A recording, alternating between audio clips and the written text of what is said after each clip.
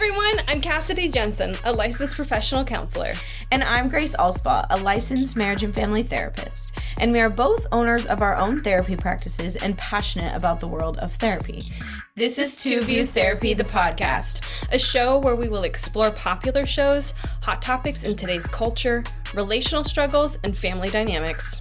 Join us for your weekly session. Because if nothing changes, nothing changes. Good morning, and jokes on happy Monday to all of you listening. Oh, yes. Was it Monday? It's not Monday for us. Welcome back. Yeah. Welcome to EMDR therapy. Not really. Two View Therapy, episode about EMDR. Eye movement desensitization and reprocessing for long. Yeah, that's a long name. Yeah. You have recently done your training. Yeah. So you'll be able to give some good insights. I did my training in December of 2021. So I use it. Was it that long ago? Yeah. Wow. I was still in school because I got a nice little student discount. That's why I did it then. Dang, I paid a pretty It was penny still for like that training. $1,000. Yeah. Gosh. Not every therapist is trained in this kind of therapy. It costs a boatload to do. A lot of energy you put into it. Yeah, it's a very intensive training. Mine was Monday through Friday, 8 to 5, like 40 hours of a lot of learning. This is a lot of like brain science and trauma therapy. Mm-hmm. Yeah, my training was different. I did 2 weekends, Friday, Saturday, Sunday. Yeah, I think that's the more standard. Yeah, 10 to 6:30. And then in between there did some consultation groups, and I still have 2 left. But I'm surprised you're done with your consults I have already. 2. Well, mine, you had a year to do 10. I only had to do 5, and they were 2-hour slots. I did 10 hours. Yeah. I'm going to grab my EMDR book. I have one in March and one in April. And I'm really grateful for that because EMDR is really intense. For those of you listening who don't know much about it, I'm going to give you kind of just a little intro into this is what I use when I talk with my clients about introducing it in therapy. I'm going to be really curious what jargon you use versus what I've been saying to people. I don't always say exactly like this, but this is how they encourage us to do it. Okay? I don't even remember what they told us to say. Are you ready? Yes. You will begin by bringing up a memory, issue, or symptom you want to work on with the pictures, thoughts, feelings, and body sensations associated with it to stimulate the memory network. Then the BLS, which stands for bilateral stimulation, will begin, and you will let whatever happens happen without censoring it. At times, I will stop you and ask what you are noticing, and you will report your experience to me. You will then begin a new set of BLS. At times, I will ask you to return to the memory you started with. Tell me your experience and rate that level of disturbance on a scale from 0 to 10. It is essential that you do not judge or censor your experience. There are no supposed tos in this process. Try to remember that you are reprocessing old stuff. It may feel real, but it's just the old memories locked in the brain. It is important that you keep one foot in the present with me as you are working on the old memory. You will keep doing BLS and check-ins until the memory you started with is no longer disturbing you. It's a long thing. I probably talk that much, but I don't say much of that. Do you want to hear my spiel? I do. Okay, so I usually say, like, I'm trained in EMDR, that's eye movement desensitization and reprocessing. It was originally like a form of therapy created for PTSD and trauma, but I incorporate it with damn near everybody. So what we're going to be targeting and looking for are negative beliefs that you've developed over time. This might look like I'm not enough, I'm not worthy, I feel unsafe, things of this nature. So before we get started in the processing part, we're going to do some resourcing. So we're going to learn some coping techniques or regulation tools.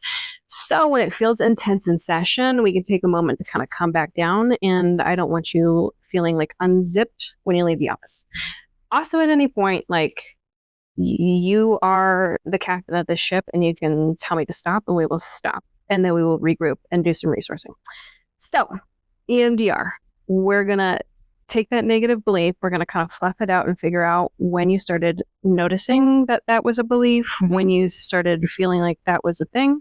We're going to be attributing a lot of like body sensations to that negative belief.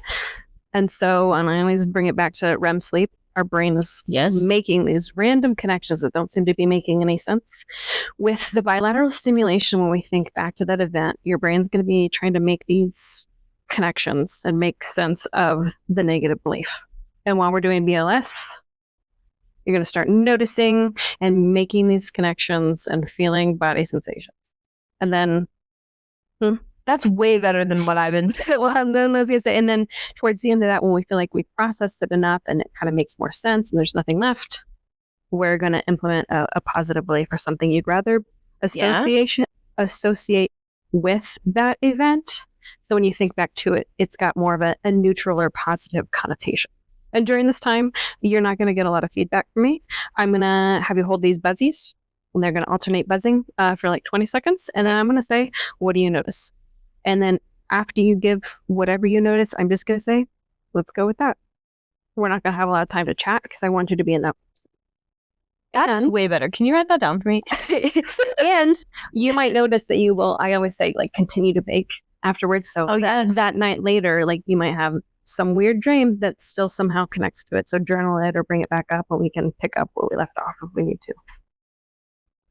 That's so good. First off, that actually gave a real description of like what's happening. You think so? I always Not wonder this if jargon. I always wonder if that is good enough. Yes, that's way better than what I said. Also, for those of you who don't know, REM sleep is the 4th out of 4 total stages of sleep. REM sleep is characterized by relaxed muscles, quick eye movement, irregular breathing, elevated heart rate, and increased brain activity.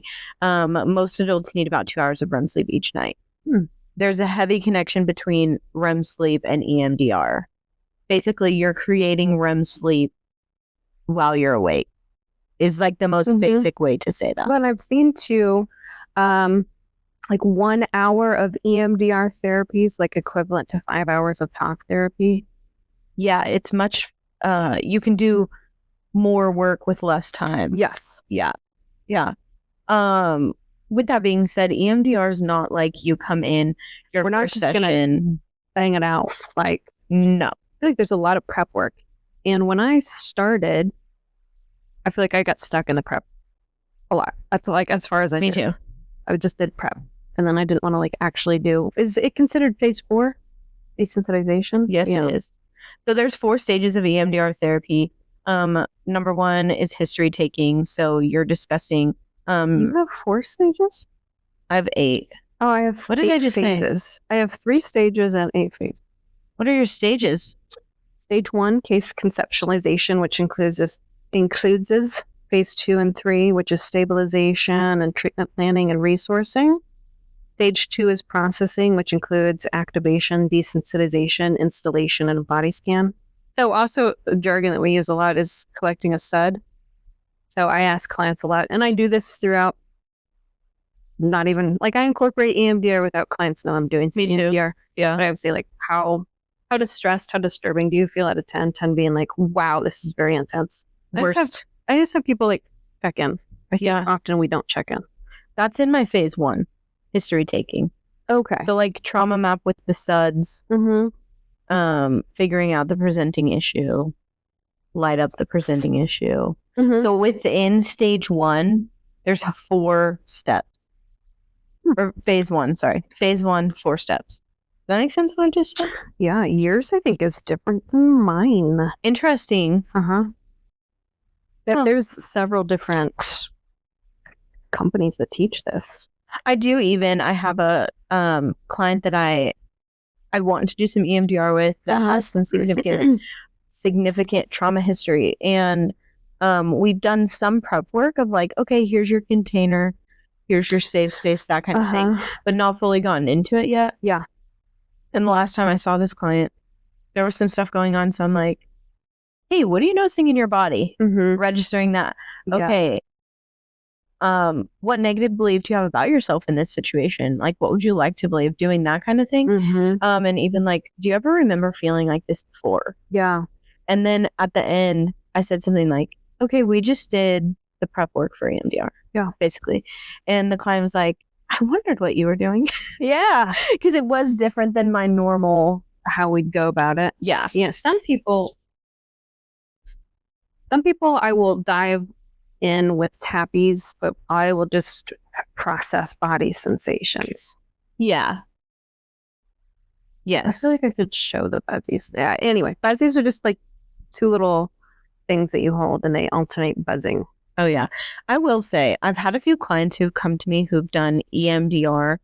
For those of you who are listening, I just did like quotes around EMDR that say they've done it, and then they've come to me, and because I'm going through the training, I've been really stickler, like this is how I'm supposed to do it, that kind of thing, where their past EMDR therapists never had them create a container, never had them create a safe space. And that's a really big deal when you think about dysregulation. Yes. That can happen really easily in EMDR. Well, you don't want to stay in the fight or flight. But also, I am wondering, I think you can only call yourself, a certified EMDR therapist or trained in EMDR. Not everybody gets that. You have to do this training. Yes, there's videos out there, but I think having all of this background knowledge, that's why it's so in-depth. I feel like I've had clients say like, oh, I'm going to do EMDR or I did EMDR. And I don't think those therapists were trained. It's not the same as learning a technique or like a theory. Yeah. There's tons of theories in therapy that you learn and you don't need to have additional training. This isn't one of them. And so if you get connected with a therapist for EMDR, make sure that they've gone through training, that they know, like, your safety is the most important thing in this. And if they're not prioritizing this, on someone else. Yes. I had a client that went through EMDR before I had started seeing her. And then when I brought up EMDR in the process, she was like, whoa, that's completely different, because the therapist before me wanted her to ruminate and really stew on a 10 out of 10 trauma. So she spent the whole day like thinking about it and stewing on it, and then they would start with that. Oh, I'm scared. That's creepy. Right. Yeah. I don't like that. How I like to start is I'm like, let's start with like a 3 or a 4. We need to build rapport. We need to gain trust. You need to see how this process is. We're not going to deep dive into your worst of the worst of the worst. Especially if it's a new client. And like, if I've been working with someone for a long time and then we're implementing EMDR, and I know that they're well-resourced, that they have the skills, that they're highly aware of their own emotional state, so they could say like, I need to stop because I'm feeling like I'm going to be out of my window of tolerance. Yes. Not every client has that. Not every therapist has that ability to say that. But yeah, you start simple-ish, right? Like, we're not going your biggest trauma the first time you do EMDR. No, I feel like that would be such a turnoff. I'd never do EMDR again, probably. No.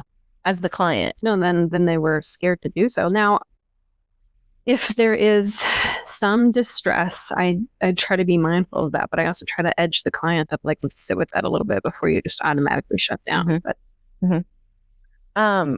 I'm curious, before we go talk more about phases, what you use EMDR to treat.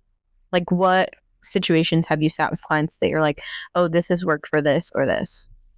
I see a lot of things with anxiety. So I'm thinking of like that perfectionistic tendencies, which then you get the like, I'm not enough, or won't be good enough. I'm not worthy. Those narratives. Yes. So like, as soon as I hear a negative belief, I'm usually jotting that down, because I think if I have a negative belief, we can go somewhere with it. Yes. I have helped a client who was a victim of sexual assault like 15 years prior in the latter part of her high school. And I used a technique called Scribble It Out, which did you end up? You still did not. Okay. Not yet. My training's over, but okay. I don't know. I use it a lot. That's how it seems cool. It helped facilitate the gap for me, because I was too scared of like messing up. But we did a Scribble It Out activity where you would take like that negative belief or that thought, and hers was like, I don't feel safe, and you draw a picture of it and then rate it out of 10 and end up scribbling it out, because scribbling is bilateral stimulation. Mhm. So you want to give a good scribble, and you just keep doing that in the different quadrants of the picture, and it kind of evolved over time. And I saw it towards the end of it. She had like a, oh my gosh, that's what it was about. That's where I'm at. That's what I'm thinking. And it was a moment of empowerment towards the end. Then we plugged in like a positive affirmation, a positive belief, and she feels a lot better. I've been doing my own EMDR therapy. Once I started the training, I really wanted to dive into it for my own. Really? And it is, you. yeah, maybe not the timing for me, but not that I have anything else going on, all the things, but it is really interesting where as you're processing, there's not a ton of time in between the bilateral stimulation to talk. Like it's more of, okay, what are you noticing? I'm noticing I'm not as tense, whatever. Where all of a sudden you're like, I had no idea this was the origin. This was the connection. This was where I was going. I had no idea. And so that's really interesting to track it back. Yeah. Like I started at one point with just anxieties about using EMDR. This was actually in my training, but and it like worked back into relational stuff from when I was a teenager that I had no idea. Who would have thought there'd be a connection? No idea. So it is really interesting. But I do want to acknowledge that I looked up a list of, I have a list somewhere, but easier for me to look it up. Yeah, it is. All the things EMDR can treat. I'd like to see if there's nothing it can't. So I'm curious. I know. General anxiety, social anxiety, certain phobias, depression, addiction, eating disorders, personality disorders, OCD, body dysmorphia, dissociative disorders, grief, pain. I saw a thing that was really cool that was like, do you have physical pain or do you have emotional pain that's not healed? Yeah. So like the body, whatever. Well, and sorry, my training did bring into how do I phrase this? Like these like not terminal somatics.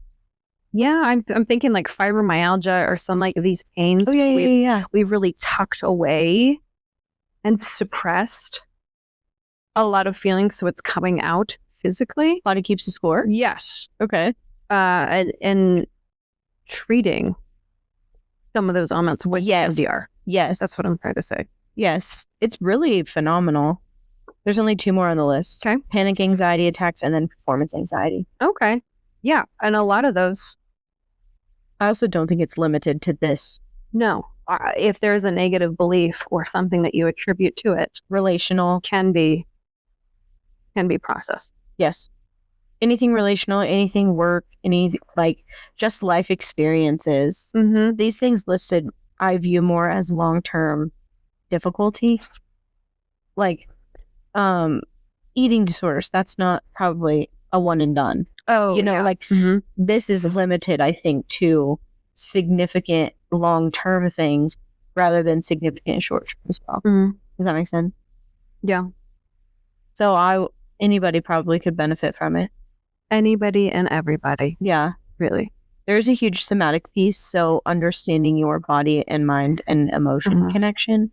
It is interesting to start the process with clients who don't have an emotional connection with their mind and body. That it's not all connected for them. And it's kind of crazy from this seat of like more people don't think of that. And I don't know if it's because I have that light bulb now. And I'm like, obviously, there is a mind-body connection. How do you not see that? But it is kind of like, I didn't think about that to many. I do have clients who are like, what? It's all a system. It's all connected. I know. And I'm like, I know this sounds a little nuts. Just trust me here and follow the process. Even thinking neural pathways, like our brain has neural pathways that keep us in similar patterns. They pull us into the norm of our lives, even if they're creating chaos and not good for us. Yeah. They're like the group things. Yes. Did you do a neural network map? Neural network map? in your training? That doesn't sound familiar to me. Okay. Well, like if people... like a trauma map? Or no? No. So for ours, like if people had a difficult time like getting started on what to process, because I remember doing it, you had to like group things, group associate. So like it was like your identity and you group together, and that kind of helps guide you towards I think I have it. Network map.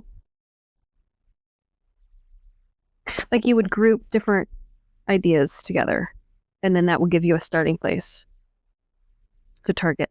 I don't know that they called it that, but yes. Okay. They described it more as chunks of time. Like 8 to 10, I felt. Oh no, this that. is like for like the example they use, like yeah. Dad, they wrote down private practice, finances, all these things they grouped together, and it's I have to be perfect. Yeah. Okay. Yeah. So like lumping these ideas together to figure out what the commonality is, that would be the negative belief. Because I have had clients that are like, I don't know what that is. But then I also can like water it down to like, what's your self-talk like? Mm-hmm. What are you telling yourself? Mm-hmm. When we get a little cognitive pattern. Yeah. I think with EMDR, it's important you go prepared for it. Mm-hmm. If you want to engage in it. Like, if you're not ready for really intense things, tell your therapist that. If you are ready for that, express that. Not every therapist can do EMDR or should. No. Yeah. It is really important to do because it does help heal wounds.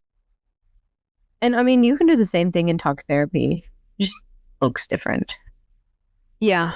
Sometimes I feel like this is just so confronting and hard-hitting that you just get that results that I think a lot of people are wanting. Especially when I hear clients like, I'm just so ready, or like, I'm very motivated. Mm-hmm. I'm like, let's think EMDR.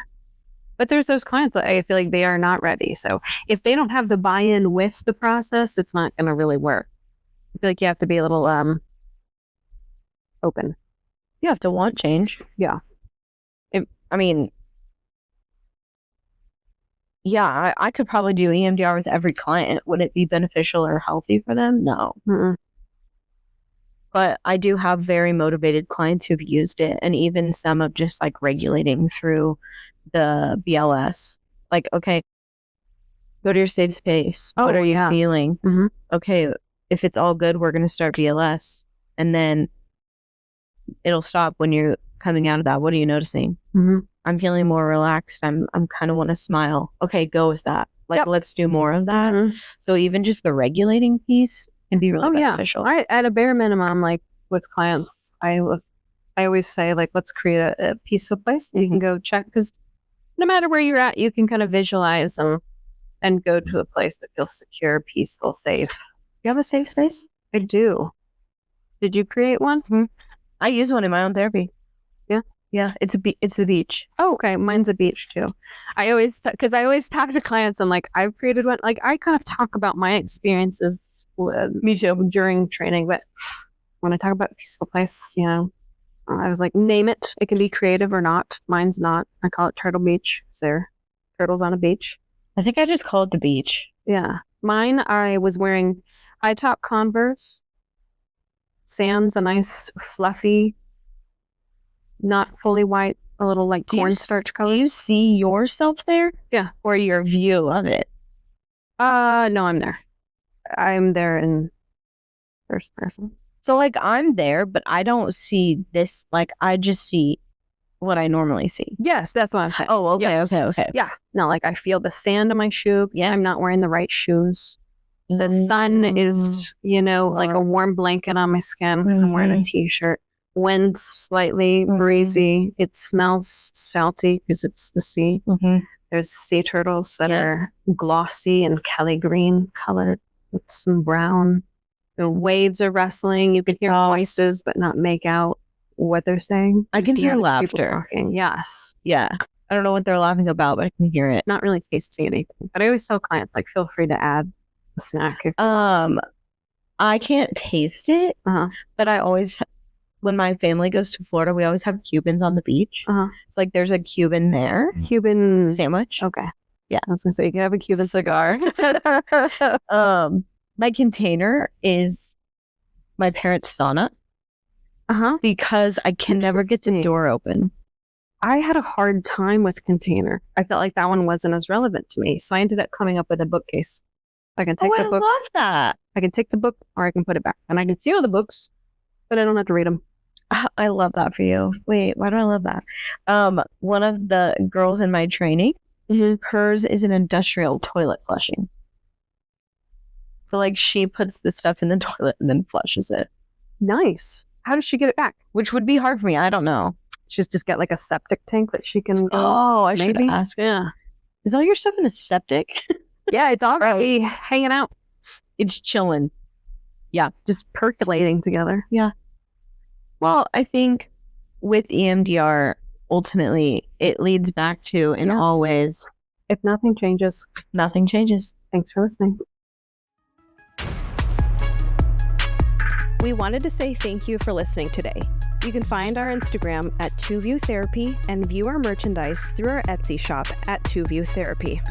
Please rate, review, and subscribe to Apple Podcasts, Spotify, or anywhere you get your podcasts. If you are in a mental health crisis, contact your local crisis center, or you can call and text 988.